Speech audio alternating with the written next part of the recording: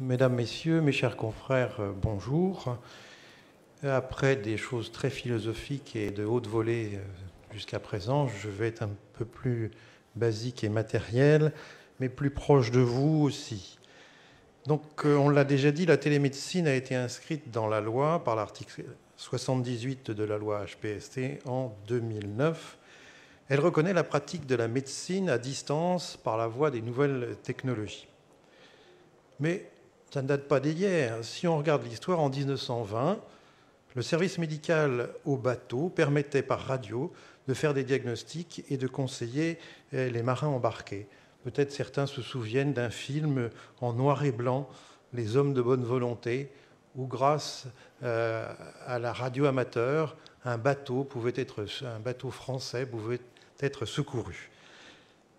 Aujourd'hui, grâce aux techniques de l'information et de la communication, la télémédecine donne aux professionnels de santé et aux patients les moyens d'accéder à de nouveaux services. Elle simplifie l'accès aux soins et améliore le partage de l'information entre les acteurs de la prise en charge dans et hors l'hôpital. La télémédecine est considérée comme un levier de l'amélioration de notre système de santé et fait l'objet d'un plan national dédié permettant de coordonner son déploiement en France. Alors, que comprend la télémédecine? On l'a déjà un petit peu dit ce matin. D'abord, la téléconsultation. Elle permet à un professionnel médical de donner une consultation médicale à distance à un patient. Un professionnel de santé peut être présent auprès du patient et, le cas échéant, assister le professionnel médical au cours de la téléconsultation. Des psychologues aussi peuvent être également présents auprès du patient. Et là, je vais vous citer des exemples tout proches de nous. Le réseau Yvelines, Yvelines c'est le département 78, mais il y a dans notre département, à Saint-Clair-sur-Epte notamment, et à Auny, à la clinique de Lozray, des patients qui peuvent déjà bénéficier de ce système qui permet de faire des diagnostics en urgence dans le domaine de la psychiatrie. Autre exemple, des consultations de dermatologie pour les personnes incarcérées. Vous voyez tout de suite l'avantage. Les prisonniers, sans sortir de leur établissement, peuvent avoir un avis sur leurs problèmes dermatologiques. Autre exemple dans notre département, Télégéria, avec deux hôpitaux pilotes qui sont Georges Pompidou à Paris, mais l'hôpital de Gonesse dans notre département, et des EHPAD, et cela fonctionne déjà avec l'EHPAD de Gonesse et l'EHPAD de Louvre. Deuxième chose, la téléexpertise. Eh bien là, cela permet à un professionnel médical de solliciter à distance l'avis d'un ou de plusieurs professionnels médicaux en raison de leur formation ou de leurs compétences particulières sur la base des informations médicales liées à la prise en charge d'un patient.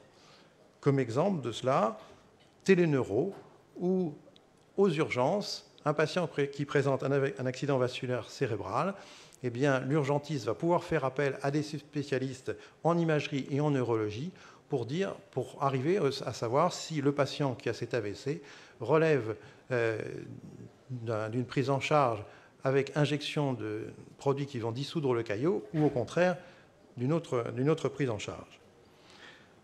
Troisième chose, la télésurveillance médicale. Elle permet à un professionnel médical d'interpréter à distance des données nécessaires au suivi médical d'un patient et, le cas échéant, de prendre des décisions relatives à cette prise en charge. Par exemple, ça peut être la transmission de données qui peuvent être automatisées ou réalisées par le patient lui-même ou par un professionnel de santé. Chez nous, dans notre Val d'Oise, eh bien, un projet PIMS, dirigé à Pontoise par le service de cardiologie, fonctionne. Dans un autre département, on peut faire le suivi de patients atteints de drépanocytose. Quatrième sujet, la téléassistance médicale. Elle permet à un professionnel médecin d'assister à distance un autre professionnel de santé au cours de la réalisation d'un acte. Là, encore sur la prise en charge des accidents vasculaires cérébraux, dans les services d'urgence, on peut se faire guider pour injecter les produits qui vont dissoudre le caillot lorsque le diagnostic a été posé. Et enfin, c'est ce que les services Centre 15 SAMU réalisent déjà. Ça se fait chez nous, dans notre département. Et donc, à l'interrogatoire d'un patient, on peut lui donner des conseils On peut même lui faire une prescription qui sera faxée à la pharmacie de garde et le patient ira chercher ainsi son traitement.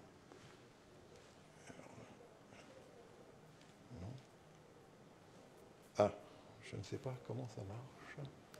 Les petites flèches, mais peut-être... Voilà, ça va. Donc, quelles sont les conditions de mise en œuvre?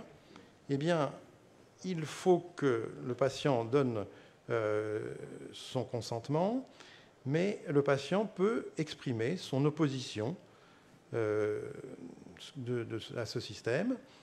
Bien sûr, on l'a informé et on le prévient également que les informations qu'on a recueillies relatives à sa santé pourront être échangées avec l'ensemble des professionnels qui le prennent en charge.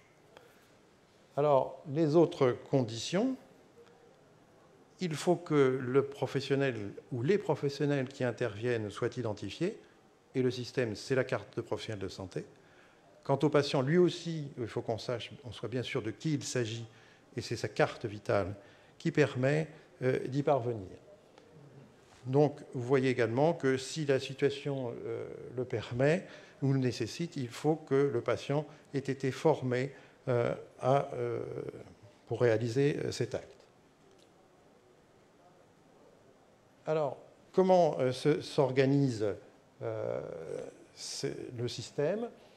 Soit dans le cadre de programmes nationaux, soit dans le cadre d'expérimentations régionales.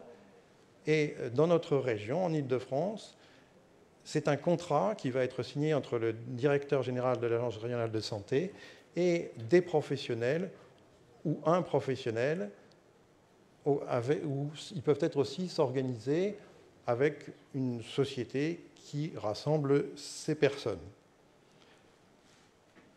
Il est évident qu'aujourd'hui, vous ne pouvez pas brusquement décider de faire des téléconsultations depuis votre cabinet. Il y aura forcément un contrat où tout sera décrit, ce qui doit être fait. Alors, pour que les actes puissent être rémunérés, il faut qu'ils soient inscrits à la classification commune des actes médicaux. J'ai mis le sigle, excusez-moi. Ceci commence petit à petit. Pour le moment, il n'y a qu'un acte qui est inscrit depuis le 8 février de cette année. C'est le dépistage de la rétinopathie diabétique qui donne lieu à une cotation pour l'orthoptiste qui prend les clichés du fond d'œil, AMY67 pour les professionnels qui seraient de cet ordre.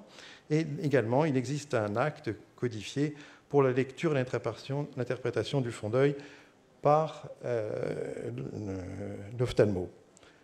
Alors, ceci peut se faire en ville, ou bien dans les établissements publics, ou dans les établissements privés de soins, et également dans les centres de santé qui peuvent participer. Et actuellement, un appel à projet a été proposé pour les centres de santé et les maisons de santé pluridisciplinaires pour qu'eux aussi puissent participer au dépistage de la rétinopathie diabétique. Voilà, je ne pense pas avoir dépassé mon temps.